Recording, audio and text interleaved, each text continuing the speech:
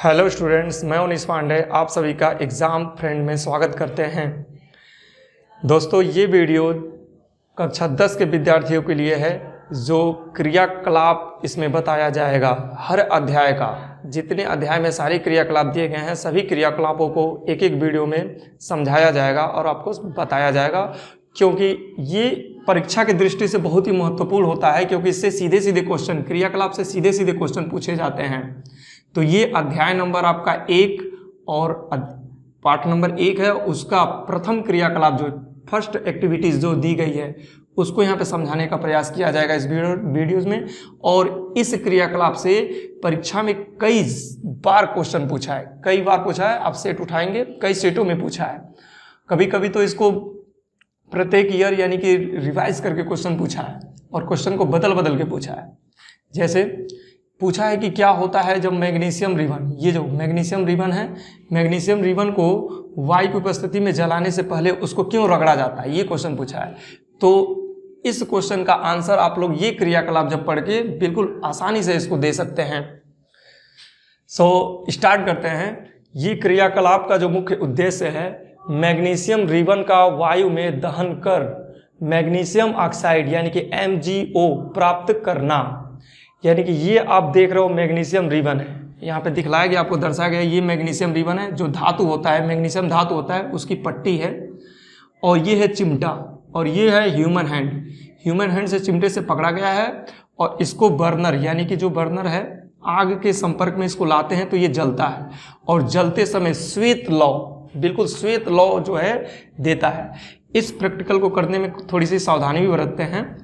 और यहाँ पे जलने के बाद जो क्रिया होती है वो पदार्थ यहाँ पे आता है जिसे हम लोग बोलते हैं मैग्नीशियम ऑक्साइड MgO, ये प्राप्त होता है।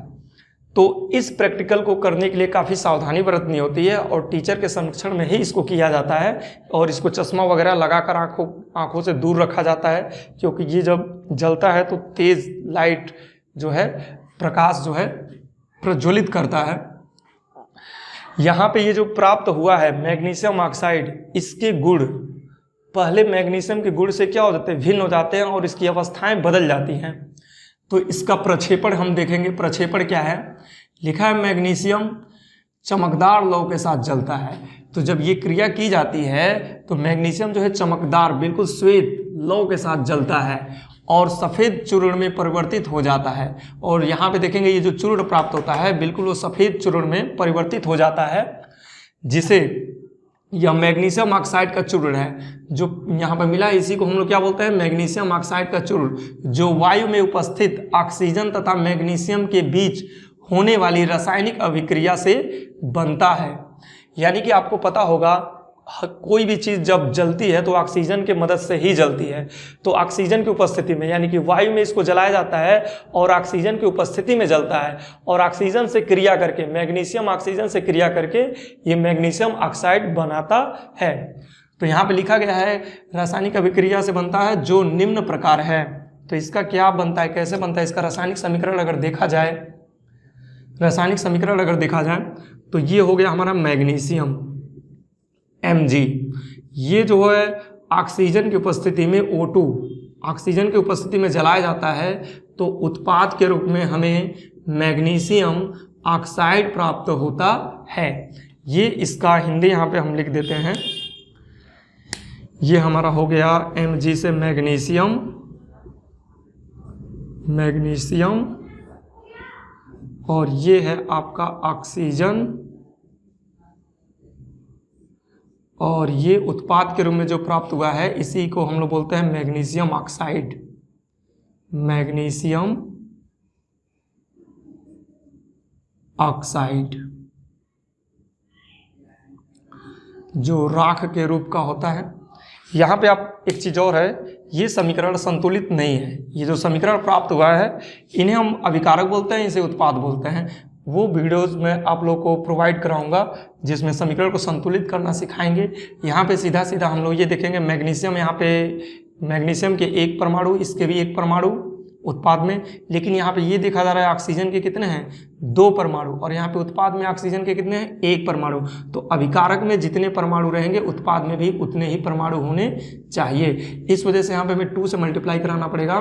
तो 2 ऑक्सीजन और 2 मैग्नीशियम। तो यहाँ पे जैसे ही यहाँ पे 2 लिखेंगे तो ऑक्सीजन तो संतुलित हो गया हमारा, मैग्नीशियम जो है असंतुलित हो गया। तो यहाँ पे मैग्नीशियम में भी 2 से गुणा करना पड़ेगा। तो 2 मैग्नीशियम के परमाणु, 2 मैग्नीशियम के परमाणु, 2 ऑक्सीजन के परमाणु, 2 ऑक्सीजन के परमाणु। तो इस तरह से समीकरण बनकर आता है इस क्रियाकलाप का। मैग्नीशियम को ऑक्सीजन की उपस्थिति में जलाते हैं तो मैग्नीशियम ऑक्साइड प्राप्त होता है। इसका उदाहरण आप लोग रासायनिक अभिक्रिया में भी आप दे सकते हो। जैसे रासायनिक अभिक्रिया का उदाहरण हम देते हैं परीक्षा में, जब थ्योरी लिखते हैं काफ़ी प्रश्न आता है कि रासायनिक अभिक्रिया का क्या होती है। तो रासायनिक अभिक्रिया 5 प्रकार की होती है। तो जो सबसे पहली रासायनिक अभिक्रिया है जिसे संयोजन अभिक्रिया या योगात्मक अभिक्रिया बोलते हैं, उसमें आप इस उदाहरण को जो है प्रस्तुत कर सकते हैं और परीक्षा में लिखकर अच्छे अंक प्राप्त कर सकते हैं।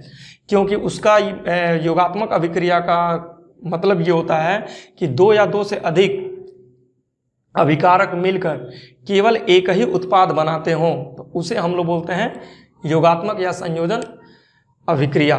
तो इस तरह से आप इसका प्रयोग जो है, इस समीकरण का प्रयोग और इस क्रियाकलाप का प्रयोग वहाँ पे आप उदाहरण के तौर पे दे सकते हो।